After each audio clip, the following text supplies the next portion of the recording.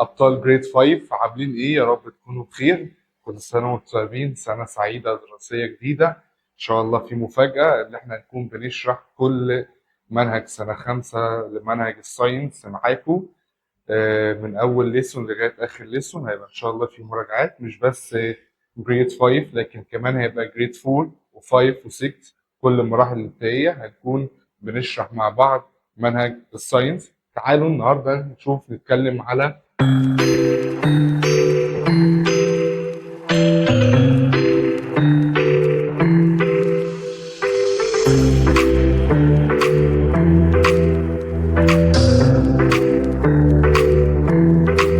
اول كونسبت في اول ليسون في جريد 5.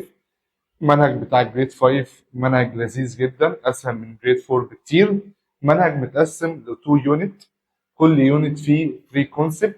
كل كونسبت فيه معظم الكونسبت فيهم 4 ليسونز، ما عدا 2 كونسبت بس هم اللي فيهم 5 ليسون. النهارده هنبدا يونت 1 كونسبت 1 ليسون 1. هنتكلم على البلانت. زي ما احنا شايفين عندنا الصورة دي بتوضح لنا ان انا عندي سيد، بذرة. البذرة دي يا مستر بعد وقت بيحصل لها ايه؟ بيحصل لها جرو عشان تبقى نيو بلانت، عشان تبقى نيو بلانت.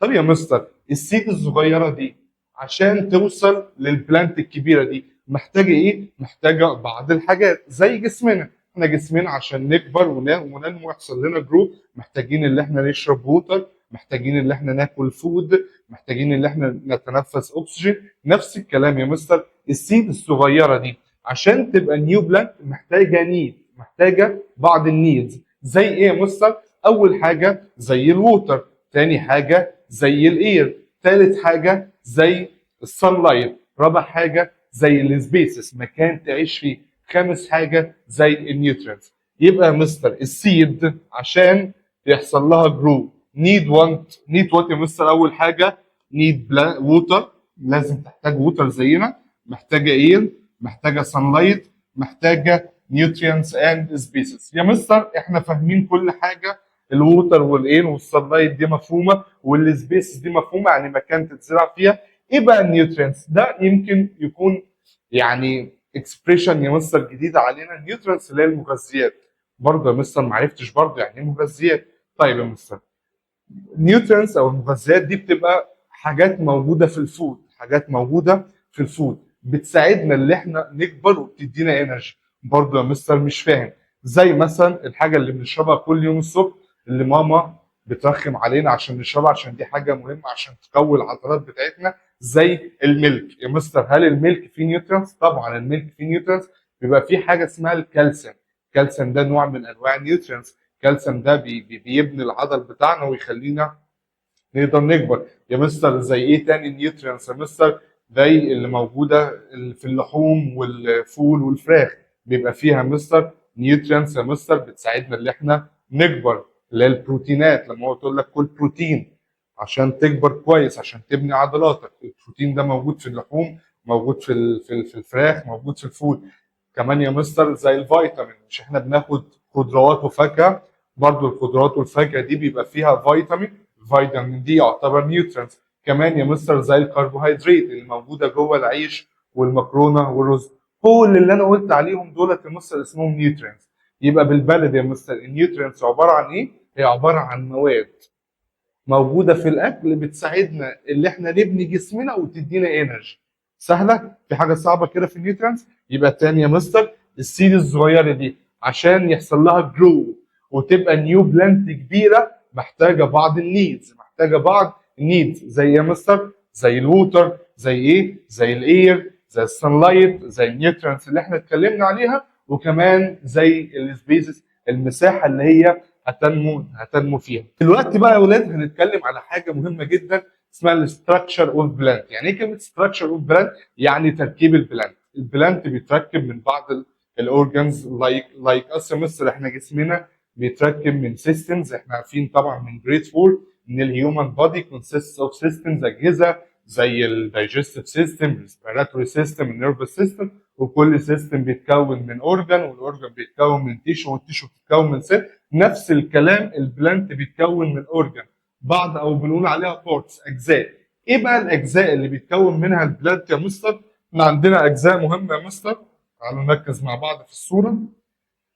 هنعتبر دي يا مستر صوره للبلانت. اول حاجه لازم تعرفها ان البلانت consists of three main parts. again يا مستر consists of three main parts. most of plant، معظم البلانت يا مستر اللي موجوده في العالم بيتكون يا مستر من ثلاث اجزاء رئيسيه. وفي حاجتين ساعات بيبقوا موجودين وساعات مش بيبقوا موجودين. يبقى لو سالني في الامتحان على المين بارتس، الاجزاء الاساسيه بتاعت البلانت، هم عددهم كام؟ لما يقول لي المين بارتس هم 3. اول حاجه يا مستر الروت، والروت دي بتبقى موجوده تحت السويل. تاني حاجه يا مستر بتاع الاخضر الطويله دي الساق بنسميها ستيم. ثالث حاجه يا مستر الاوراق دي اللي هي اسمها الليف. يبقى تاني يا مستر البلانت consists of 3 main parts. 3 main parts، ثلاث اجزاء اساسيه. اول حاجه قلنا اللي هي موجوده تحت السويل اسمها ايه؟ روت. ريبيت، يلا قول ورايا، روت.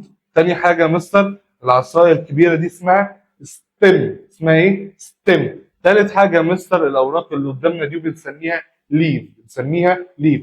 طيب في حاجتين تاني ساعات بيبقوا موجودين وساعات مش بيبقوا موجودين، اللي هم يا مستر الفروت والفلاور. الفروت والفلاور، وهنتكلم على الفلاور بالتفصيل، او هنتكلم مش بالتفصيل، هنتكلم على الفلاور في نهايه الكونسبت 1. طيب ايه يا مستر الفانكشن بتاع كل واحده فيها؟ هي دي اللي هنكون بناخدها السيشن الجاي. اهم حاجه خدنا لغايه دلوقتي، تعالى نعمل ريفيجن ان البلانت يا مستر لايك اور بوديز يا مستر محتاج شويه نيدز، محتاج بعض الاحتياجات يا مستر عشان يقدر يحصل له جرو ويبقى نيو بلانت. قلنا زي مين؟ زي الووتر، زي الاير، زي السنلايت، زي النيوترينز، وزي السبيسز. وكمان عرفنا حاجه تاني، الاستراكشرز اوف بلانت، التركيب بتاع البلانت يا مستر. وقلنا بيتكون من 3 مين بارتس، ثلاث اجزاء اساسيه اللي هم روت، ستيم، وليف. وحاجتين ساعات بيبقوا موجودين وحاجتين ساعات مش بيبقوا موجودين، اللي هي الفروت والفلاور. فلاور. طيب تعالوا بقى ناخد شويه بعض الكلمات او النوتس المهمه. اول حاجه بيقول لك ان البلانت نيد فود، ان البلانت محتاج فود لايك اور بوديز، زي ما اجسامنا محتاجه فود عشان يحصل له جرو سرفايف. ودي حاجه عاديه ان اي بلانت محتاج فود. طيب يا مستر ايه الفود اللي بياكله البلانت؟ هو ده اللي هنكون بنتكلم عنه النهارده. احنا يا مستر كهيومن بنحتاج ايه يا مستر، او بناكل ايه؟ يا اما بناكل بلانت، يا اما بناكل انيمال. والانيمال برضه يا اما بتاكل بلانت يا اما بتاكل انيمال. طب البلانت يا مستر بياكل ايه؟ هو ده اللي هنكون هنعرفه النهارده. يبقى اول حاجه البلانت محتاج فود زينا عشان يحصل له جرو اند سرفايف، ودي سهله مش صعبه. تاني حاجه يا مستر بيقول لك ان البلانت لازم نديله النيدز اللي هو عايزها، الاحتياجات اللي هو عايزها عشان يقدر يحصل له جرو. واحنا قلنا نيدز فوق اللي هو الاير والسنلايت والووتر والنيوترينز اند السبيسيز. بعد كده شويه نوتس برضه يا مستر سهلين مش صعبين. بيقول لك ان الووتر، ركز بقى معايا، الووتر والاير يا مستر دولت اهم حاجتين، او بنقول عليهم البيسك نيد. بنقول عليهم ايه يا مستر؟ بيسك نيد. يعني ايه كلمه بيسك نيد يا مستر؟ يعني احتياجات اساسيه. يعني ايه برضه احتياجات اساسيه؟ يعني من غيرهم مش هنقدر نعيش. هل الهيومن او الانيمال او البلانت يا مستر يقدروا يعيشوا من غير ووتر واير؟ طبعا مستحيل.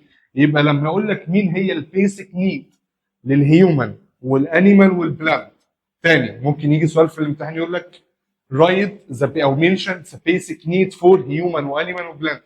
للليفنج اورجانيزمز كلهم هتقول لي مين يا مستر؟ الووتر والاير.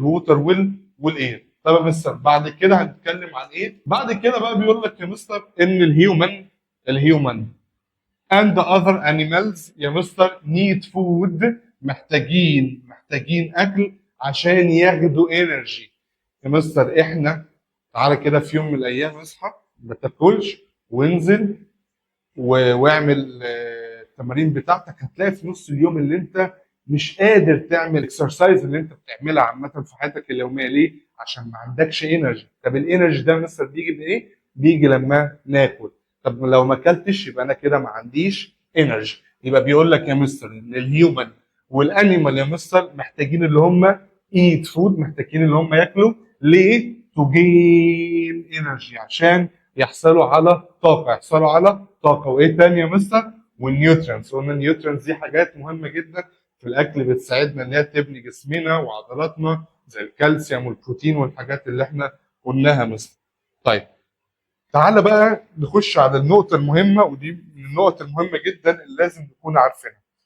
مستر انت لسه قايل لنا ان الهيومن والانيمال بيقدروا يحصلوا على الفود بتاعهم. الهيومن لما بياكل بلانت لما بياكل انيمال، والانيمال لما بياكل بلانت لما بياكل انذر انيمال.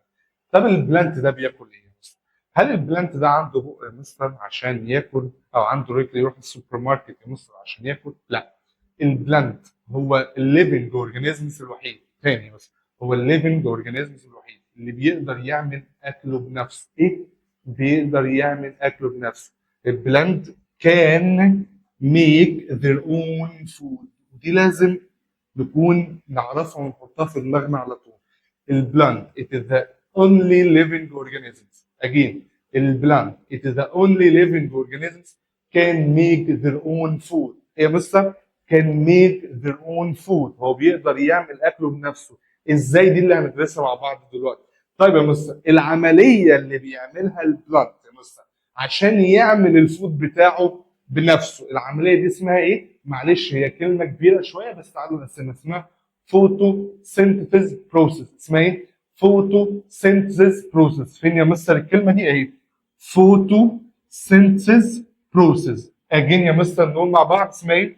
فوتوسينثيز بروسيس. يا مستر اخر مره فوتوسينثيز بروسيس. هقول الجمله تاني.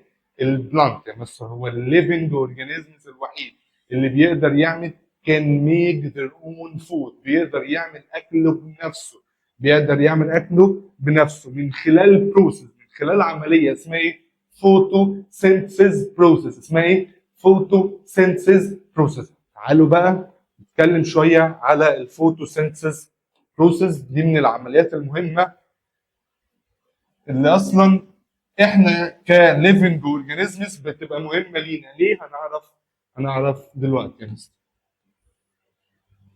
طبعا يا مستر الفوتوسينثيز بروسيس بتحصل في انهي جزء في البلانت يا مستر؟ بتحصل في الليفز، عشان دي من الاسئله الشاسعه اللي بتيجي كتير جدا جدا يا مستر.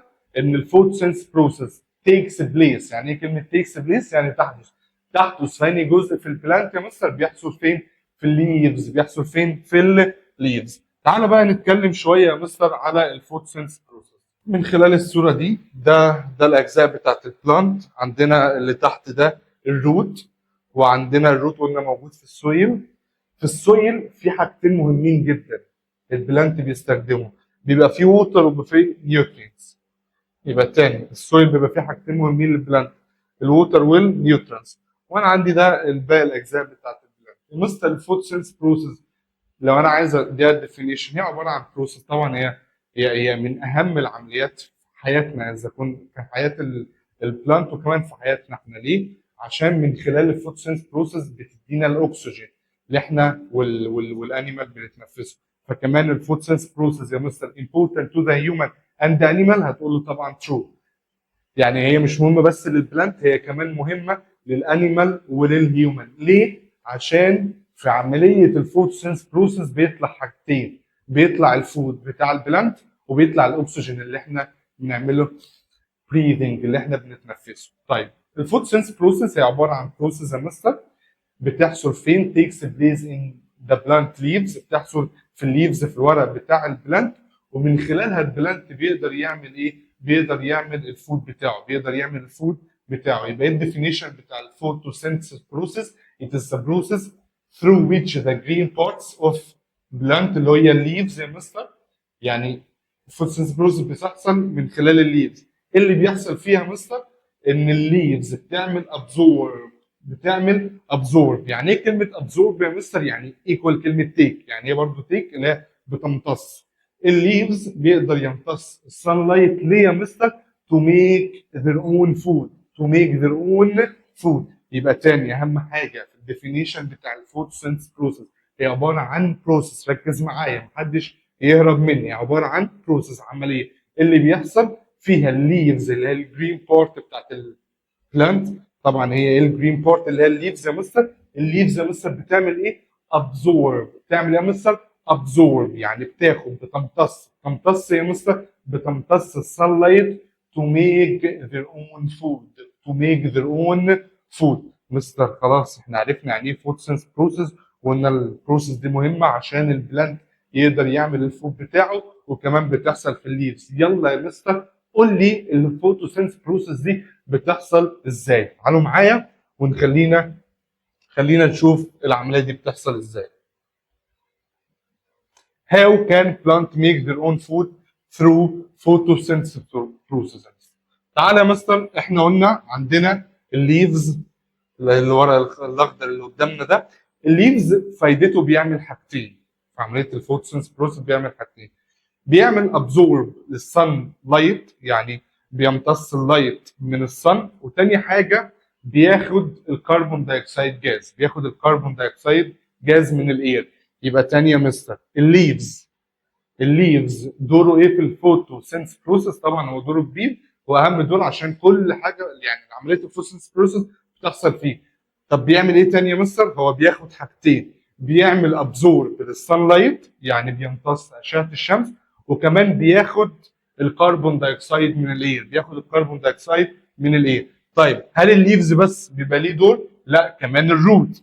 انا عندي الروت اللي هو موجود في السويل. الروت ده بيقدر يعمل ابزورب يعني بيمتص النيوترينتس والووتر. يبقى احنا كده عرفنا الليفز بيعمل ايه والروت بيعمل ايه. تعالى نقولها تاني يا مستر.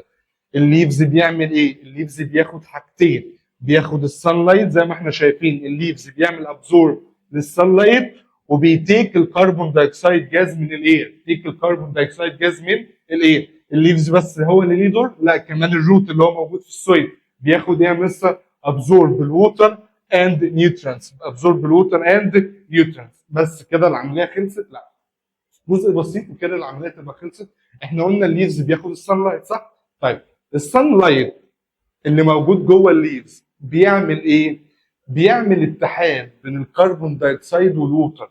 بيعمل اتحاد بين الكربون دايوكسيد والووتر. يبقى احنا كده عندنا سان لايت وكربون دايوكسيد ووتر، الثلاثه مع بعض بيتجمعوا في الليفز اللي هو المطبخ بتاع البلانت عشان يعمل الفوتوسينثيسيس بروسيس. يا مستر لما العمليه دي تخلص بيطلع حاجتين: بيطلع الفود بتاع البلانت اللي احنا بنسميه شوجر، او بنقول عليه جلوكوز شوجر، ده نوع معين من السكريات. تاني حاجه بيطلع ايه يا مستر؟ بيطلع الاكسجين. يبقى تاني في عمليه الفوتوسينث بروسيس مين هو المطبخ بتاع البلانت؟ هو الليفز. زي ما ماما عايزه تعمل لنا مثلا مكرونه بشاميل، بتجيب المكرونه واللحمه والمش عارف ايه وتجمع المكونات وتدخل جوه المطبخ عشان تحطهم كده وتطبخهم صح؟ نفس الكلام فوتوسينث بروسيس محتاج بعض الادوات او بعض الاشياء، وكل الحاجات دي بتحصل فين؟ في الليفز. يبقى الفوتوسينث بروسيس بتحصل فين؟ في الليفز. طب ايه الحاجات اللي عايزها البلانت عشان يعمل فوتوسينث بروسيس؟ محتاج ثلاث حاجات: sunlight كربون دايوكسيد ووتر.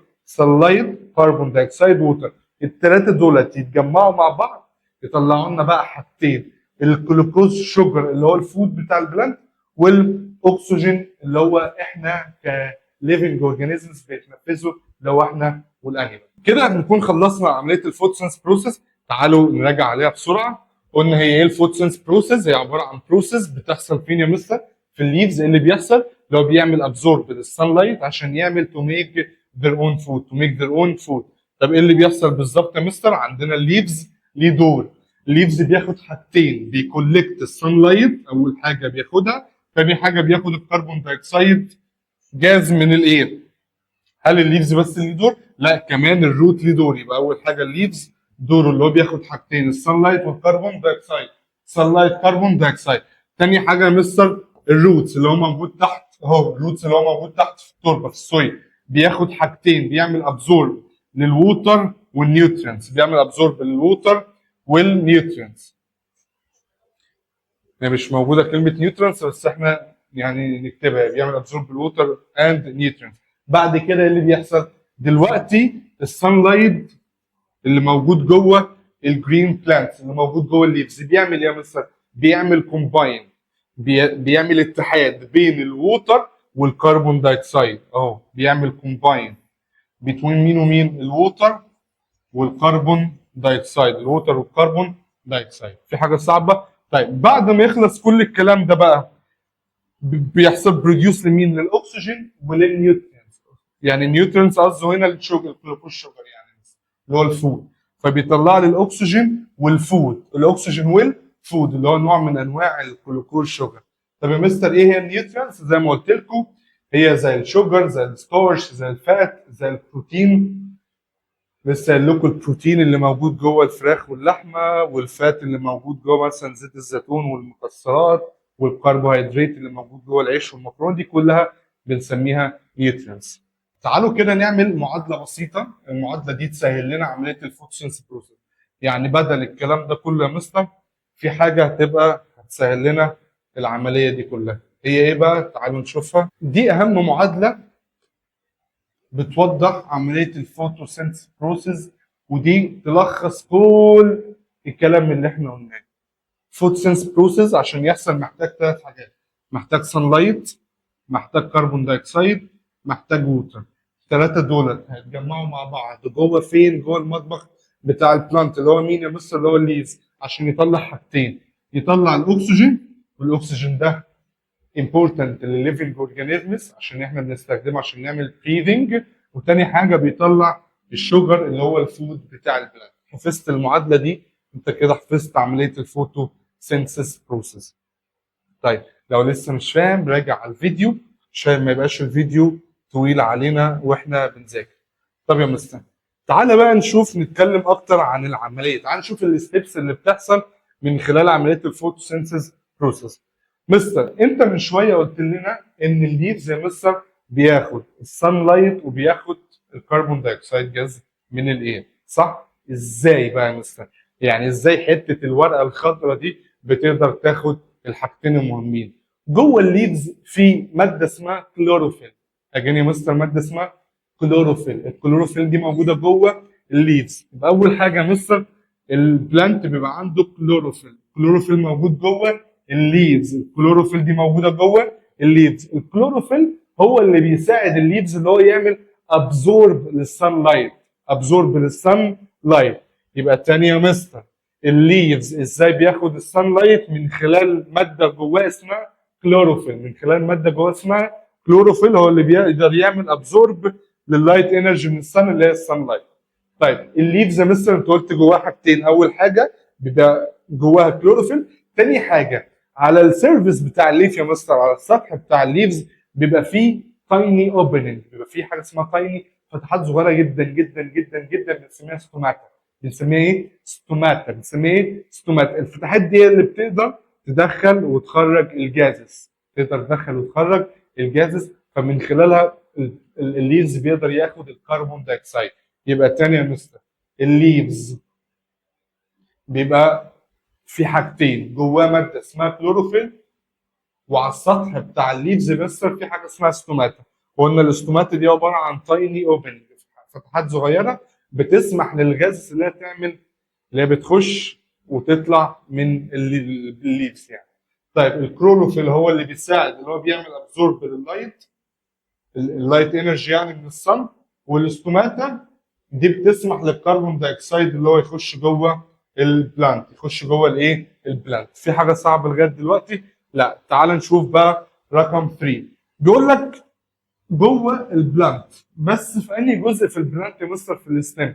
مش احنا لسه قايلين من شويه ان البلانت بيتكون من 3 اجزاء اساسيه: الروت اللي هو تحت خالص تحت في السويل، والليفز اللي هو الورق، والستيم اللي هو الساق اللي واقف. جوه الستيم دي يا مستر بيبقى فيه فيزلز. يعني ايه كلمه فيزلز يا مستر؟ تيوبس، انابيب. جوه الستيم بيبقى فيه انابيب. الانابيب دي مثلا بتبقى شكلها كده، هنعتبر ده مستر ده الستيم، جواه نوعين من الانابيب، ادي دي واحد وادي ده اتنين. اول واحد ده مستر بنسميه زايلم، بنسميه ايه؟ زايلم. اجين يا مستر زايلم. يبقى الزايلم دي عباره عن تيوبس، عباره عن فيزلز. كلمه فيزلز زي كلمه تيوبس، انابيب. الزايلم دي موجوده جوه فين يا مستر؟ في انهي جزء؟ في الستيم. موجوده فين؟ في الستيم مستر. الكلوروفيل والاستوماتا جوه الليفز. كلوروفيل والاستوماتا في الليفز. لكن الزايلم يا مستر اللي هي الفيزلز دي موجوده جوه فين؟ موجوده جوه الستيم. موجوده جوه الستيم. ايه فايده الزايلم يا مستر؟ طيب من شويه قلنا الروت بيعمل ابزورب، بيمتص الووتر والنيوترينتس. بيمتص الووتر والنيوترينتس. طب يا مستر الووتر والنيوترينتس هيفضلوا موجودين في الروت بس؟ مش المفروض البلانت كله عايز الحاجات دي؟ مين بقى اللي هياخد الووتر والنيوترينتس من الروت ويوديه لكل البارتس بتاع البلانت؟ هو الزايلم. هو الايه؟ الزايلم. يبقى الزايلم ده اعتبره الدليفري. ايه فايده الدليفري يا مستر؟ اللي هو بياخد الاكل من المحل ويجيبه لنا. نفس الكلام الزايلم ده مستر ده دليفري، بياخد الووتر والنيوترينتس بياخدهم من الروت ويوديه لكل الاجزاء بتاع البلانت. يوديه كل الاجزاء بتاع البلانت. يبقى احنا كده عرفنا الكلوروفيل. ايه فايده الكلوروفيل؟ absorb light energy from the sun او absorb السانلايت. طب الاستوماتا برضو موجوده جوه الليفز. allow الكربون دايوكسيد to enter the plant. بيسمح للكربون دايوكسيد اللي هو يخش جوه البلانت. وبعد كده خدنا زي ما قلنا الزايلم ده مستر فايدته ايه او هو عباره عن ايه اصلا؟ الزايلم قلنا عباره عن فيزلز او تيوب، انابيب. الزايلم ده موجود جوه فين؟ موجود جوه الستيم. فايدته اللي هو بياخد الايه؟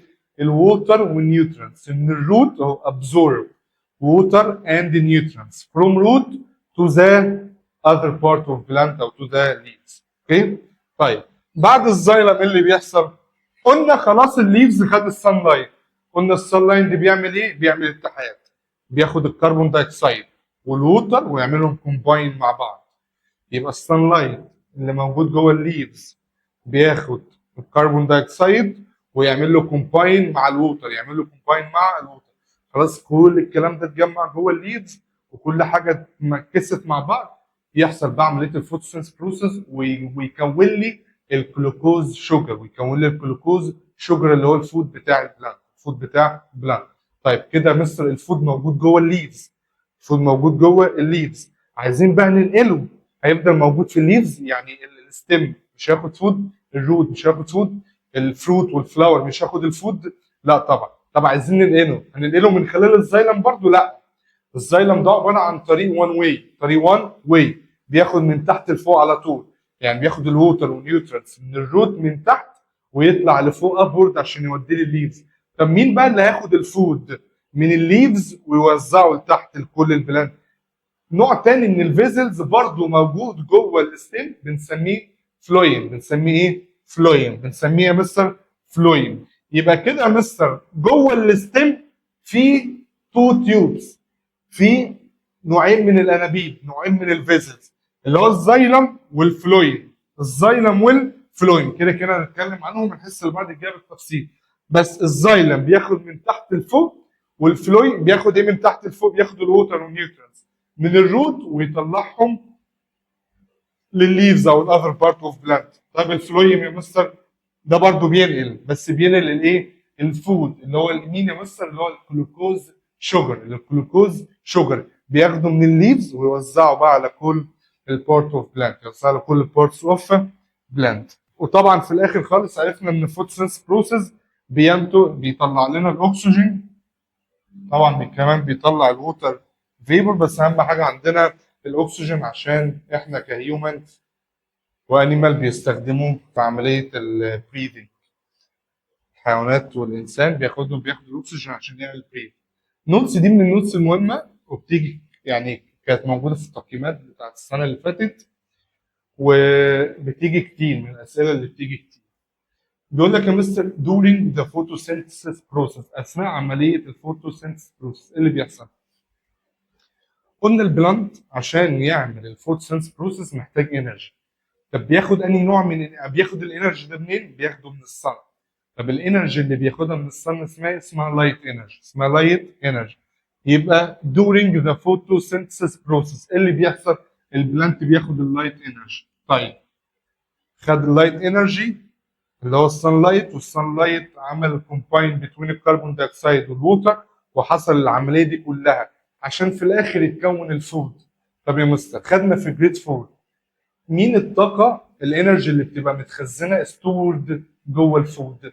هي نوع واحد، اول ما تشوف كلمه ستورد انرجي الطاقه المخزنه، هي نوع من واحد من الانرجي اسمها كيميكال انرجي. كيميكال انرجي يعني الاكل اللي احنا بناكله ده بيبقى فيه كيميكال انرجي، ده بيبقى فيه كيميكال انرجي. يبقى during the photosynthesis process اللايت انرجي بتتحول لكيميكال انرجي. اللايت انرجي convert into او transformed into يعني بتتحول الى كيميكال انرجي. اللايت انرجي ده اللي بتيجي من الصن، والكيميكال انرجي ده بيبقى موجود جوه فين؟ الفود اللي هو الجلوكوز شوجر اللي هو الفود بتاع البلانت. النوتس دي مهمه. يبقى during الفوتوسينث بروسيس انهي انرجي بتتحول لانهي انرجي؟ اللايت انرجي بيتحول لمين يا مستر؟ للكيميكال انرجي. اللايت انرجي اللي بناخدها من الصن بتتحول لكيميكال انرجي اللي هي موجوده جوه الجلوكوز شوجر، اللي هي جوه الجلوكوز شوجر. دلوقتي يا مستر من خلال اللي احنا شرحناه عرفنا ان في بعض البيسك نيد، ان البيسك نيد اللي البلانت عايزها يا مستر عشان يقدر يعمل اكله بنفسه، عشان يقدر يعمل اكله بنفسه. هي ايه البيسك نيد يا مستر؟ 3 حاجات محتاجها عشان البلانت يعمل الفوتوسينث بروسيس، اللي هو السنلايت والووتر والكربون دايوكسيد. سنلايت ووتر وكربون دايوكسيد. يبقى do plants need soil to grow؟ هل البلانت محتاج سويل عشان جروث؟ طبعا مش في البدايه at the beginning، لا مش محتاج. بيقول لك in presence of water، في وجود الووتر السيد بتقدر تعمل جيرمينيت، تقدر تنبت without soil، ده في البدايه. برضه في وجود الووتر والسان لايت البلانت يقدر يعمل جرو فور اوايل. كلمه اوايل هنا معناها لفتره، يعني في وجود الووتر والسان لايت البلانت ممكن ينمو لفتره، البلانت ممكن ينمو لفتره اوايل. لكن في النهايه بات فاينالي في النهايه لازم البلانت بيحتاج للسويل. نيد سويل ليه يا مستر؟ عشان السويل هو اللي بيديها نيوترينتس، السويل هو اللي بيديها نيوترينتس. طيب give reason اللي احنا لسه قايلينه، البلانتس كان grow without soil for a while.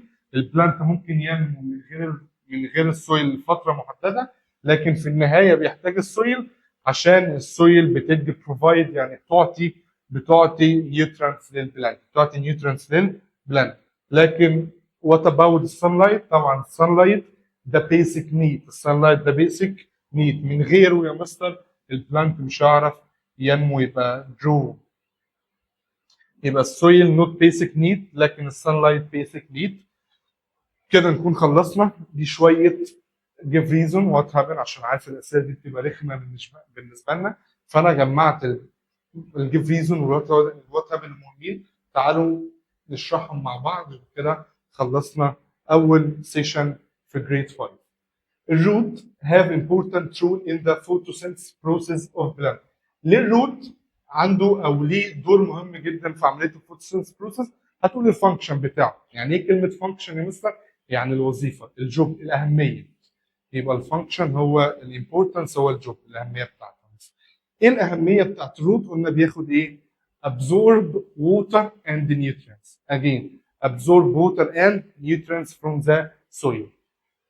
Because the root help the plant to absorb water and the nutrients from the soil. تاني سؤال، photosynthesis process important for plant to survive. ليه عمليه الفوتوسينثيسيس بروسيس مهمه للبلانت عشان ينمو؟ عشان من خلال عمليه الفوتوسينثيسيس بروسيس البلانت بيقدر يعمل الفود بتاعه اللي احنا بنسميه جلوكوز شوجر. Because it helps the plant to make its own food. من خلاله البلانت بيعرف يعمل الاكل بتاعه. الجرين بارتس can make their own food. مين هي الجرين بارتس؟ اللي هي الليفز يا مستر. ليه الجرين بارتس تقدر يعمل فوتوسينثيسيس بروسيس من خلال عمليه الفوتوسينثيسيس، بيقدر يعمل الفود بتاعه من خلال عمليه الفوتوسينثيسيس بروسيس. because they can make photosynthesis process. ليه الجرين بارت يقدر يعمل الفود؟ عشان بيقدر يعمل الفوتوسينثيسيس بروسيس. تعال نشوف بقى بعض الاسئله. الوات هابن بقى يا مستر جيف ريزون، يعني ليه؟ وات هابن ايه اللي يحصل لو، يعني مثلا ايه اللي يحصل لو وقعت هتهور، نفس الكلام. تعال نشوف هنا ايه اللي يحصل لو البلانت ما عندوش ستيم. هنفكر مع بعض شويه. مستر الستيم فايدته اللي هو بياخد ايه؟ قلنا الستيم ده اللي هو الدليفري. بياخد الووتر والنيوترنس وبينقله من تحت لفوق. طب لو مفيش الستيم، فبالتالي مفيش حاجه هتنقل الووتر والنيوترنس، فبالتالي مش هيحصل عمليه الفوتوسينثيسيس بروسيس. يبقى شوف الوظيفه واكتب عكسها. البلانت هاف نو ستيم، هتقول لي الووتر اند نيوترنس will not be carried from root to the leaf. يعني مفيش حاجه هيقدر يشيل الووتر والنيوترنس من الروت ويوديه للليفز. فهمت؟ عبر بدماغك، عبر باسلوبك، اللي انت فهمته عبر باسلوبك. طيب تاني سؤال، what happens if the plant can get carbon dioxide from air؟ لو البلانت ما عرفش ياخد الكربون دايوكسيد مستر. ايه فايده الكربون دايوكسيد؟ فايده الكربون دايوكسيد اللي هو مهمه للبلانت عشان يعمل الفوتوسينثيسيس بروسيس.